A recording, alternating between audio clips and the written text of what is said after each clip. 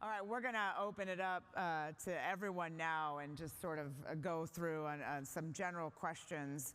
As discussed earlier in this panel, we had the Founders Forum earlier today, which provided some insights in, their vision and their creative process behind starting the brands. None of you are founders. I know that you're really close to the founders, very close to them. But I'm super curious about, you guys have a big job. You got to take the ball and run with it, with this vision. So, and Alex, we'll start with you and go down the line. Tell me how, you're taking Nicole's vision here and balancing that with your own leadership style as you take this job. Yeah, so, luckily I have an amazing founder who's actively involved with the business, and we talk almost every day. And I think I've had experience, past experience with working with the founder of a business, partnering with them to grow, value. And I think there's some important principles. One is to not, be threatened by, a founder, and then to not be threatening. That you have to, I think, come to the table with some humility about that. There's a lot that I don't know or understand. I think the brand and the culture is amazing. And, coming in, what my stance was definitely, I do no harm. It's like, I'm here to help us accomplish what it is that really, maybe even Nicole didn't completely understand was possible to accomplish, and to raise that vision. And so we have a great partnership, and I think I've been able to bring things to the table that that she doesn't, and she brings things to the table still that I don't, and that's it's a great partnership for sure. Sure, Alicia. Yeah, so the founder is my dad, so very close, and he is very much an entrepreneur, and I have a business background. And my first day in the office, I came in as CFO. I said, "Where's the budget? Let me work on the budget." And he goes, "We don't have a budget, I just know I'm making money." So other than the challenge of working with the founder, I have a family business, and so also managing through family legacy, and that's challenging in its own way. What I'll share from my experience, though, is as the founder, my dad created the heart of the company and maybe some of the bones, and I'm here to put in the muscle. I'm putting in process, we're putting in strategy, but we're not breaking the foundation, because that's what got us to where we are. Very good. Steve? That was well said. I'm fortunate enough to have worked closely with the founder and was hired by the founder to open our third restaurant, and we now have 63, soon to be 64, across 21 states. So understanding his vision, his purpose, I think is important. Back to that whole culture, eat strategy for breakfast, is his culture is what still exists in the restaurant today. And he used to talk about the holy trinity of success is selection, training, and environment, right? And do not get the wrong people.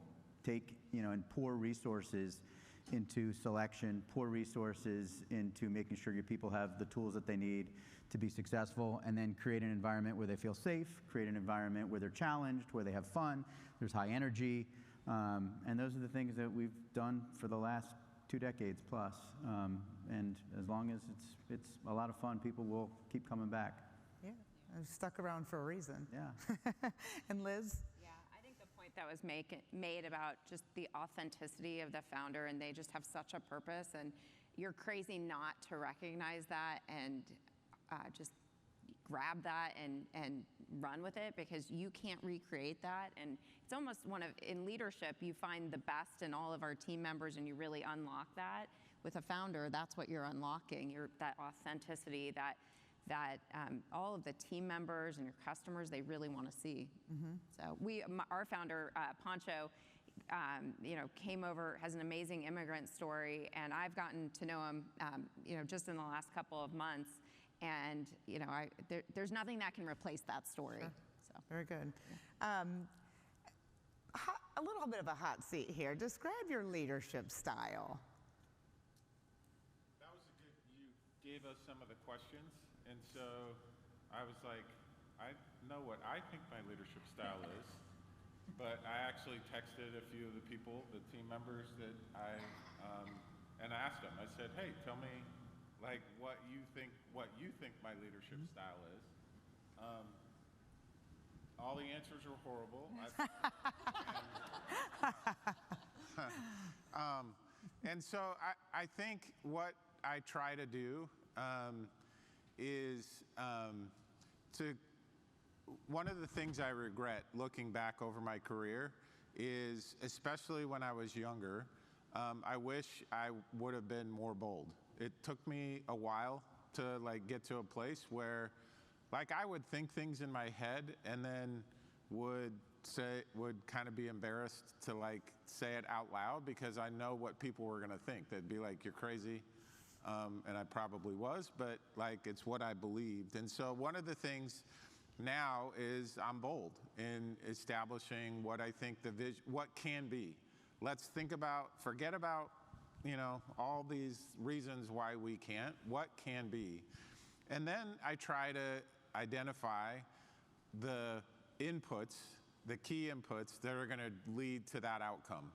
And then measure people by that, hold them accountable to that. The other thing that came out was that I'm actually super patient with mistakes. Like when you're growing quickly, they're gonna actually happen a lot. What I'm probably impatient with is if you don't learn from the mistakes. That is when I'll probably get upset, which means if we make like the same mistake twice, then I'm not gonna be super happy because we didn't learn. If we don't learn, we're not gonna get to where we wanna go to. And the other thing, my style, I think, is I ask a lot of questions. And a lot of times I think I had a mentor early in my career that did the same thing. And it actually used to bother me because I knew he was like, he was asking questions that I knew he didn't believe in what he was saying. Like he would be like, well, why isn't it this? And I'm like, you know, it's not that. Why are you even asking that? But now that as I have gotten more experience, it's really the way that I kind of get to the answer and help everybody else get to the answer is I ask lots of questions. So those were some of the things that actually the team gave back to me. The ones you didn't fire. The ones I didn't fire, yeah. You kept those. Alicia, what about you? So every manager or boss that I've had is the traditional style of leader, which is the one who's leading the charge up the hill. And so if I think about it in that way, I'm a non-traditional leader. My style of leadership is leading from behind, and one example I like to use is in Hawaii we have the outrigger canoe, 6-person canoe, and you would traditionally think the person in the front is the one leading, but actually it's the 6th position, the steer, who's a leader. They're the one who is motivating the team. They're the one who's looking out into the horizon and thinking about the long term, and they're very rarely putting their steer into the water to change direction. And that's, I think, describes my style of leadership. I want to push the team forward, but probably from the back. Very cool. Yeah, Steve? I would say lead with empathy. You know, empathy is where you're able to actually put yourself in the shoes of others. And again, I'm fortunate to have basically done every position since, you know, in Firebird, so I understand what everyone does.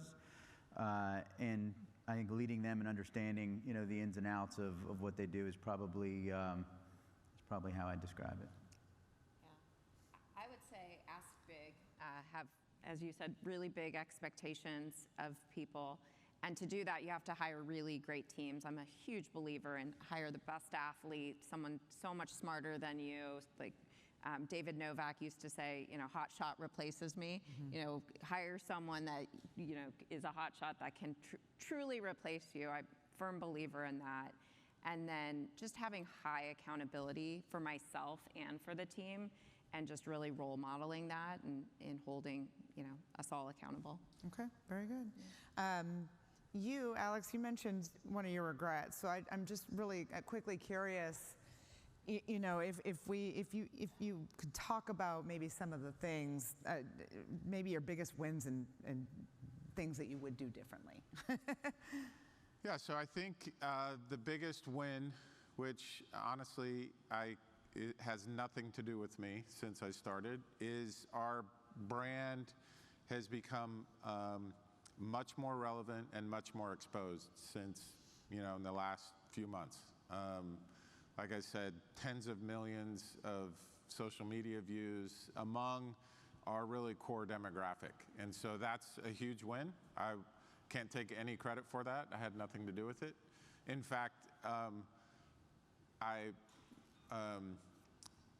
some of the ways that we got that, I actually probably would have not allowed to happen had I been the CEO at the time those decisions were made, and I think I would have made a big mistake. So no credit, but that is definitely some wins. And then I think some of the things, certainly since I've gotten here, is that I've learned from is how we grow and where we grow, just the growth equation, like how far apart should store be and what states do we open in. And certainly when I came in, I think we have all evolved from what the thesis was at that time, which is not very long ago. And so we're kind of practicing what we preach, which is we've learned, and we're hopefully not going to make some of the mistakes that we've made again. All right. I think the biggest success for me and my leadership team was getting our franchisees through COVID. It was less than a year in the role of CEO, and I thought it was going to completely F it up and ruin the family legacy. But thankfully we made it out, and in the end, we supercharged communication, we supercharged all the ties we have with our franchisees, and in the end we came out stronger, and I think that was a big win for us. One thing I wish I'd done differently, you have terabytes of data. I think I have 5 megabytes. We don't have a lot of data at our company, and I wish I knew earlier, we know now, that our best growth in terms of unit count has come from organic, so our existing franchisees. So one thing that we're really focused on now is figuring out how to help our existing franchisees grow, easier than bringing in new franchisees. Very good. I'm going to pivot here, if I can, with you two, and ask just this final question, if I can. This is an event for emerging operators. Both of you have extensive experience in the industry. What is your piece of advice to the folks who are either getting started or have been started and are trying to aspire to the next level of growth, especially through smooth and bumpy roads? Steve, we'll start with you. At the risk of being repetitive, the holy trinity of success is selection, training, environment. It doesn't have to be complicated. It's pretty simple. Focus on those 3 things, specifically on people, and over time you'll win. My folks used to teach me, surround yourself with good people and good things will happen. I've proven that over the last 21 years, and still surrounded and blessed to be surrounded with people that I call friends and family, because that's who they become over a long period of time. And if you can have that kind of tenure, if you can have that kind of culture, and make sure that that's first and foremost in your organizations, you're going to win long term every time. Very good. Liz, bring us home. Yeah. What do they say? Hire, slow, fire, fast. Yeah. So on like Adam when he texts us.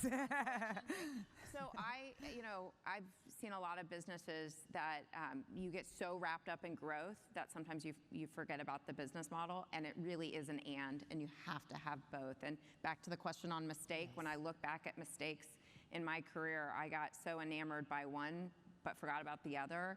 And especially for those of you that have emerging brands, sometimes I know the private equity machine or whomever might say grow, grow, grow, but then the next week they're going to remind you profit, profit, profit. You have to do both and surround yourself with people that know how to do both, because you're always going to have someone that's going to be tugging you in another way, and the concepts that are winning are the ones that nail both. Very good. Great. Stick to the basics. Stick to the basics. You'll never have to go back to them. Yeah. Very good. Well, we are out of time. I loved it. I appreciate your time. I appreciate your travels. And thank you so much for agreeing to be a part of this panel.